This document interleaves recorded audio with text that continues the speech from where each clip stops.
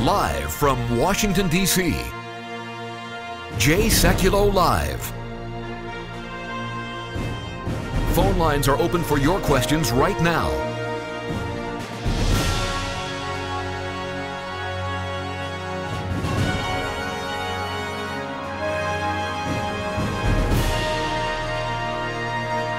And now, Chief Counsel for the American Center for Law and Justice, Sekulow.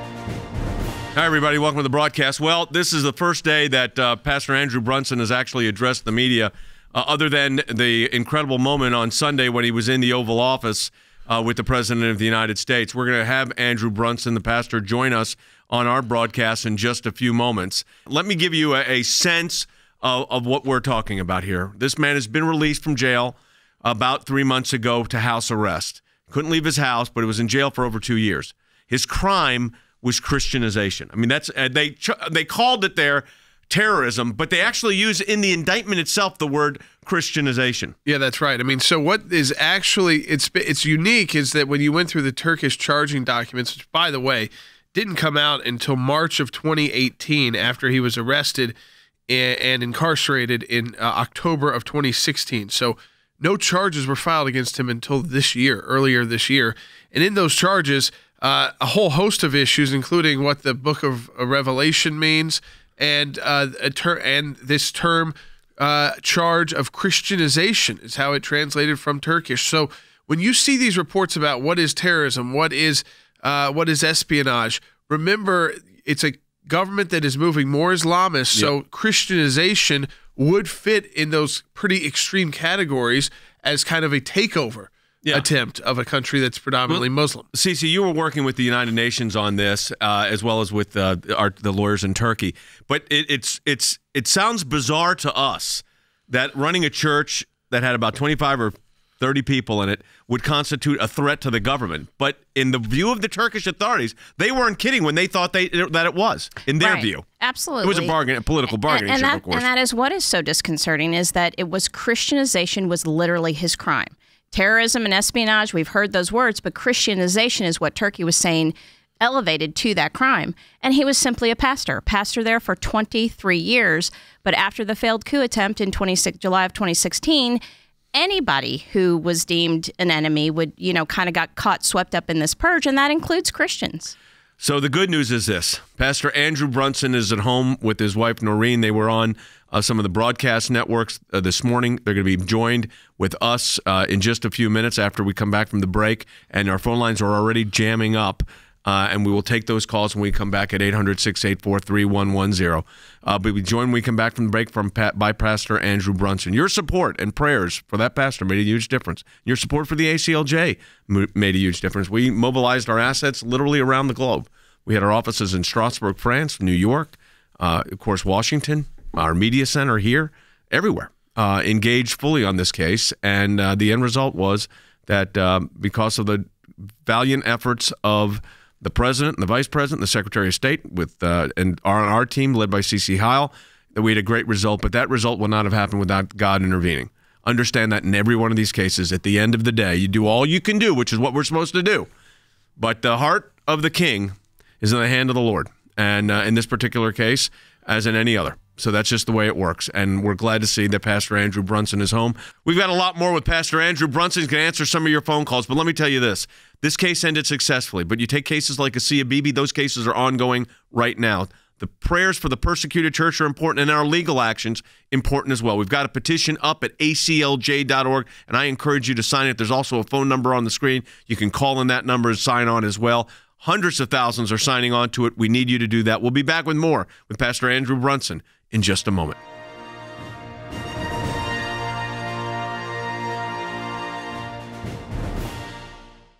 At the American Center for Law and Justice, we've been aggressively working in Congress and through our global offices, including in the region, to defend persecuted Christians.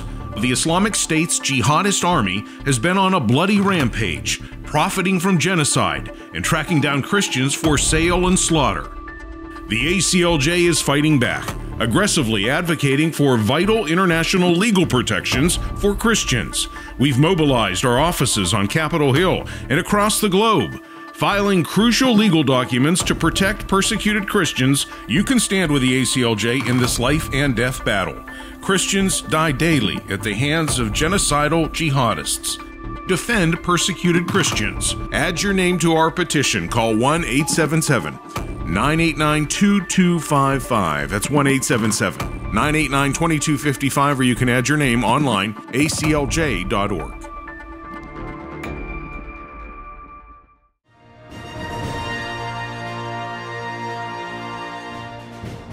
Our guest, I am happy to say, our client, Pastor Andrew Brunson, who is now back home in the United States, who was at the Oval Office with the president. CC Howe was there as well on Sunday and took the day off. That was Saturday. Sunday and Monday kind of took a day to recover, and then did some media interviews this morning, and we're thrilled that he's with us.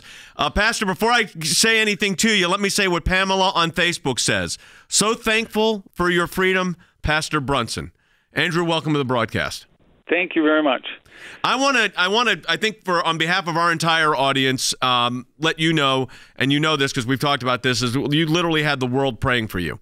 And the folks that are listening to us, the millions that listen to this broadcast every day, we're praying for you without ceasing. But can you describe for folks, I think this is important for everybody to understand, you were in Turkey for a long time, 23 years, what you were doing in Turkey and what your activities were, and then we'll bring it current. But what were you there as a mission? Can I first say something that we are so grateful to the people who prayed for us, and we are so grateful for ACLJ. Did such a tremendous job fighting for us. And CC Heil was tireless in advocating for us, and you also, Jay. And for CC, I know she's a brilliant lawyer, but she was also personally involved, calling Noreen, encouraging her in so many ways, and you also, Jay. And we are so grateful that ACLJ took this on, and we want everyone to know what a tremendous help this was, and how grateful we are to you. Well, look, we are thrilled that the result was as it was. We've got another case right now where we haven't had that result right now, and that is representing us, helping Asiya Bibi in our office in Pakistan. But your case ended successfully, but you were there in prison in Turkey in very difficult circumstances. But I think I'll take a call in a minute here. But Andrew, set for the folks what you were, how long you'd been there, and what you were doing in Turkey. What was your call to go there?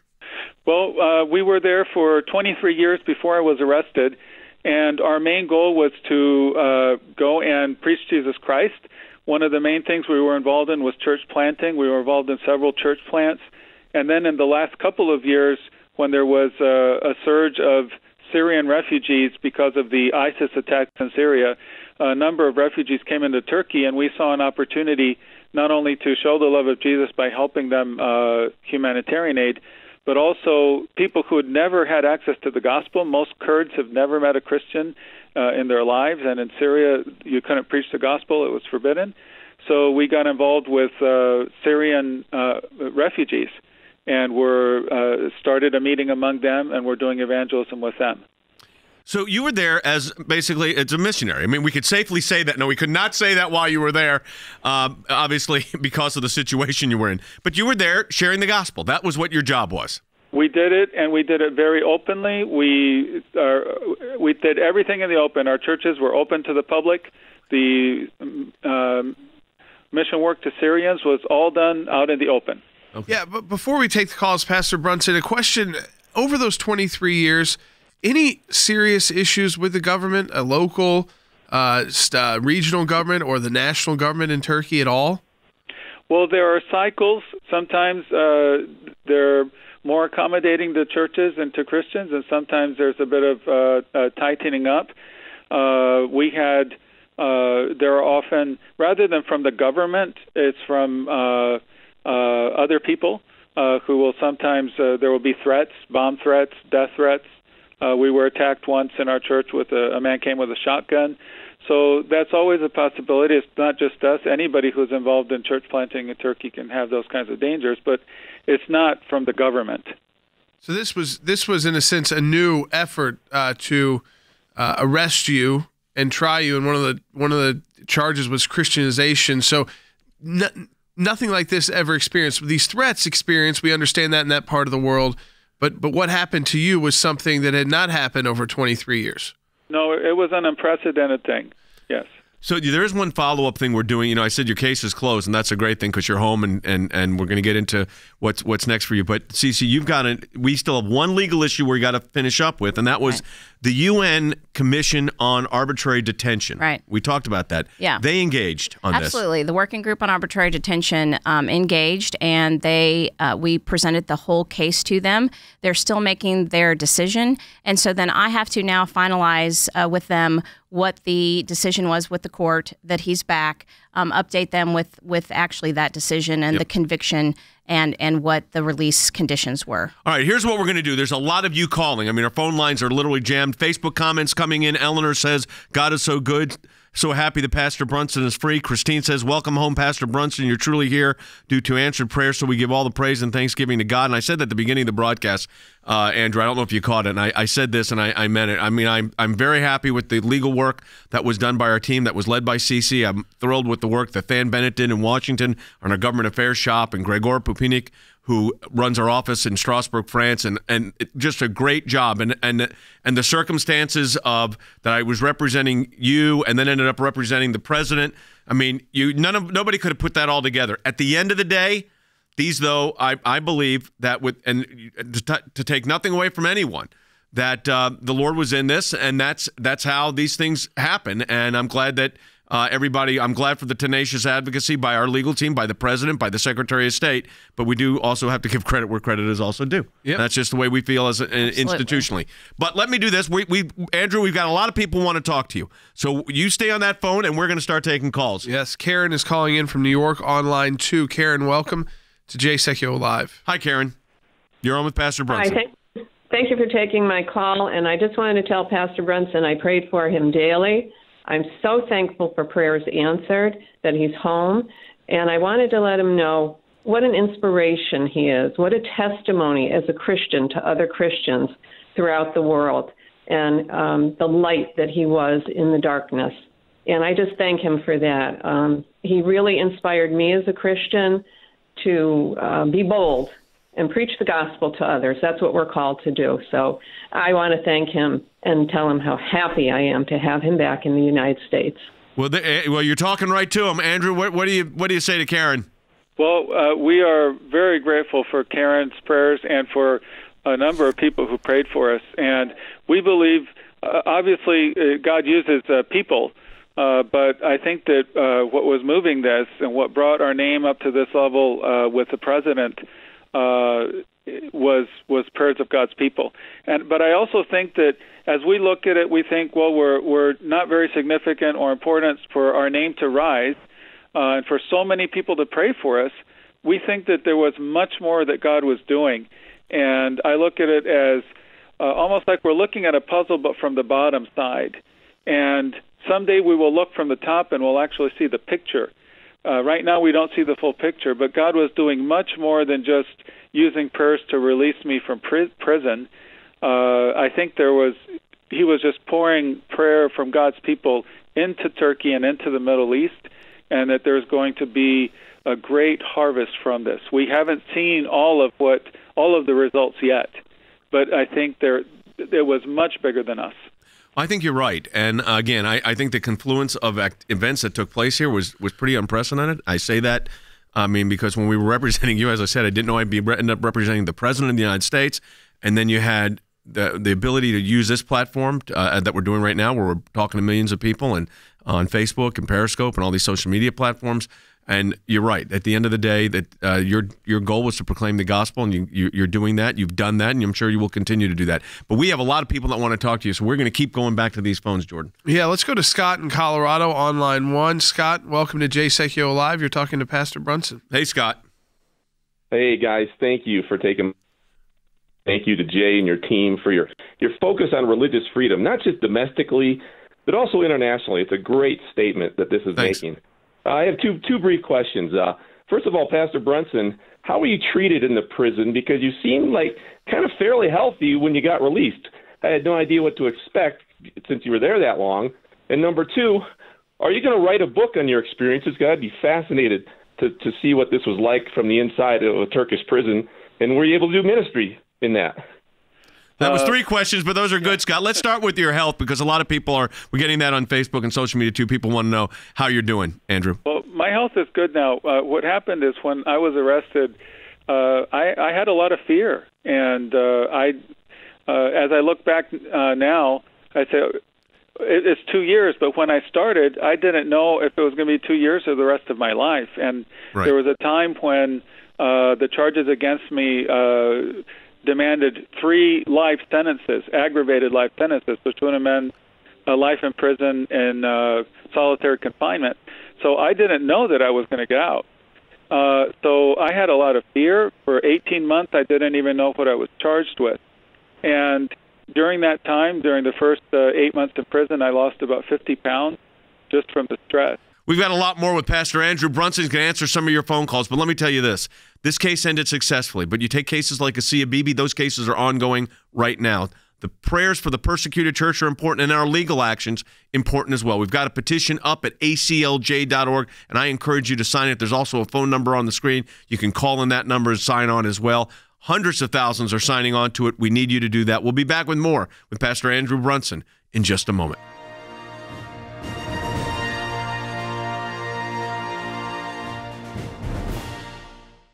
At the American Center for Law and Justice, we've been aggressively working in Congress and through our global offices, including in the region, to defend persecuted Christians. The Islamic State's jihadist army has been on a bloody rampage, profiting from genocide and tracking down Christians for sale and slaughter. The ACLJ is fighting back, aggressively advocating for vital international legal protections for Christians. We've mobilized our offices on Capitol Hill and across the globe, filing crucial legal documents to protect persecuted Christians. You can stand with the ACLJ in this life and death battle. Christians die daily at the hands of genocidal jihadists. Defend persecuted Christians. Add your name to our petition. Call 1-877-989-2255. That's 1-877-989-2255, or you can add your name online, aclj.org.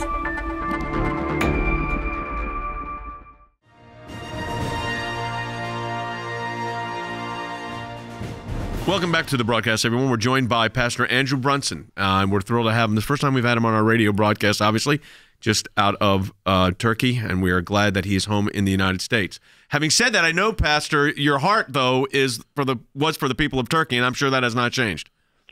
No, we still love Turkey. God put this on our heart years ago, and we are expecting that there will be a great harvest in Turkey. Yep. So you talked about the first year. You said you were broken. In jail, you were we covered it here extensively. You were in a jail with 22 people that was originally designed for 8. You had very harsh conditions. Talk about the second year. Yeah, so the first year I feel like I was broken down and shattered again and again. And then the second year is when I feel that God began to rebuild me. And a lot of that happened just with small victories, declaring truth, declaring that God is with me. I think of Isaiah 50:10 became a verse for me where when we're walking in the dark, we hold on to our God.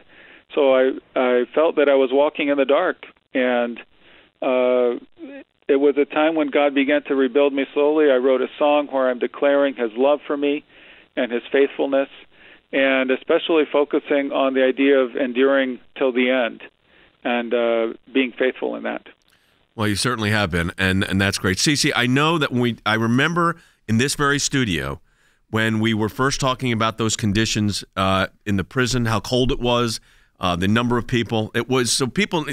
You're in a prison anywhere is not great, but you can imagine in a country like Turkey, these are pretty awful conditions. Yeah, it was very terrible conditions, and I was able to talk to Noreen. And doing the legal process, I could give hope through what these steps are. Of course, we didn't know what Turkey was going to do. But then as a Christian, trying to give hope, too, is, even when you don't see it, we have to know that God's in this and He's working in this. And, I know that was a hard process of when you're in a Turkish prison to see what's the good in this and where's the hope in that. So Annette on Facebook says, your testimony is incredible. God bless you, Pastor Brunson. You want to go? Yeah, I was going to ask Pastor Brunson a question about the people he was in prison with. I think he talked about it on ABC News, but the idea that with some really rough people, considering that you were so high profile. I always wanted to underscore that to our U.S. audience, how high profile you were in Turkey. Like you said, when the economy went bad, when the two officials were sanctioned, they blamed Andrew Brunson in Turkey. They made you out to be this kind of super spy in the Turkish media. And then you get put into jail cells with people, predominantly Muslim, who have read some pretty salacious things about you. Well, what happened is that at the beginning, I wasn't high profile, and they treated me as they treated all of the other people accused of being part of the coup attempt and being part of the Gülenist movement, which is basically an Islamist movement. And so at the beginning, the difficulty, I never complained about the physical conditions I was in, whether it was crowded or cold or food or anything like that. It was more that I was imprisoned unjustly. And the truth is that a lot of the people I was in prison with were accused of being part of the Gülenist movement, and they're police officers or military, or they were just very strong Muslims. And the most difficult thing for me during that time was the spiritual environment, because they were all very committed, very strong Muslims. So there were constant prayers going on, recitation of the Quran. It was like a Muslim house of prayer 24/7. And I was the only Christian, and I had no fellowship or anyone to pray with. So the spiritual environment was difficult. As I became more higher profile, after President Trump asked for me at the summit that he had in May 2017, then within a couple of months, they moved me from that cell to a maximum higher security prison than I had been in, and put me in a smaller cell with just two other people. And the reason they did that was to provide more security so that people would not hurt me in any way, so nothing would happen. All right, let's go right to the phones. People are holding on to talk to you, Pastor Brunson. Laura in North Carolina on line 5. Laura, welcome to Jay Sekulow Live. Hey, thank you. I just want to thank you. I really do.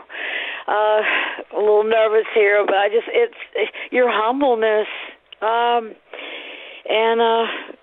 just thank you for what you we're so glad that you're back home. I mean, we've been praying for you.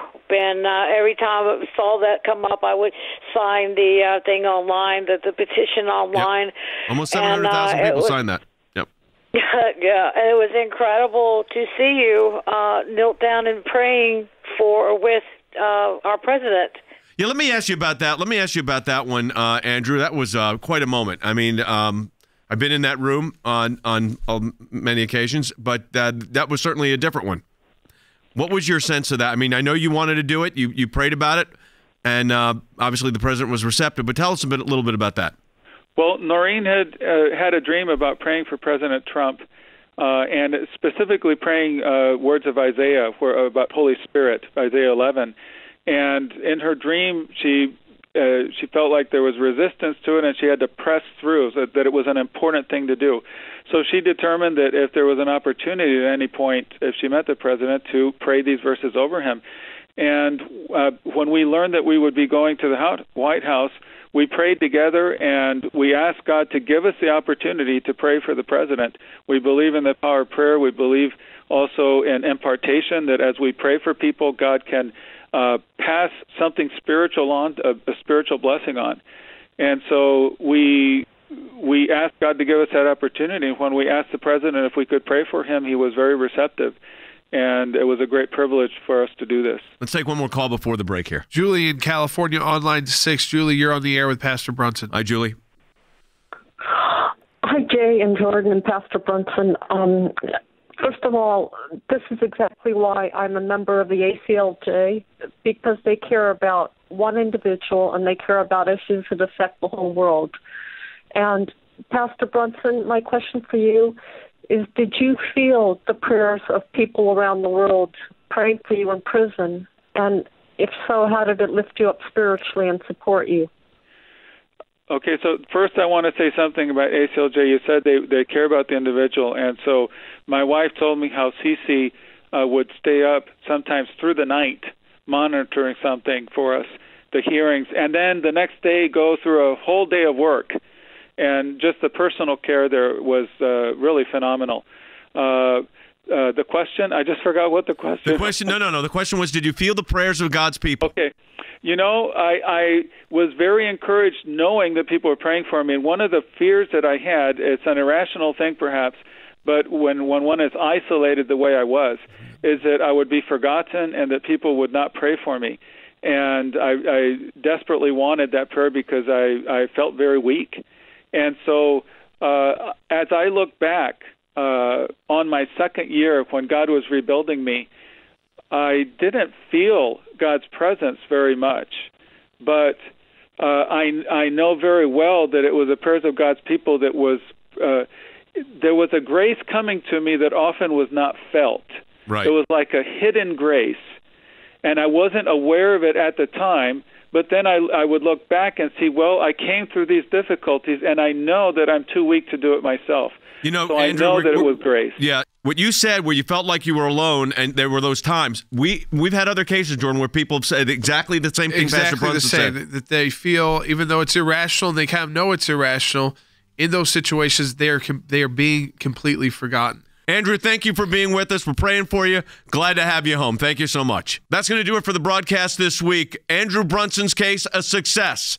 But there are others that we're fighting. Let me encourage you to sign that petition at aclj.org for the persecuted church. We've got other cases we're handling. You can also go to our Be Heard Project website as well. That'll be on the screen. And if you want to call in your support, you can do that also by calling the number. But again, aclj.org. Stand with us as we stand for those who cannot defend themselves. We'll be back with you next week.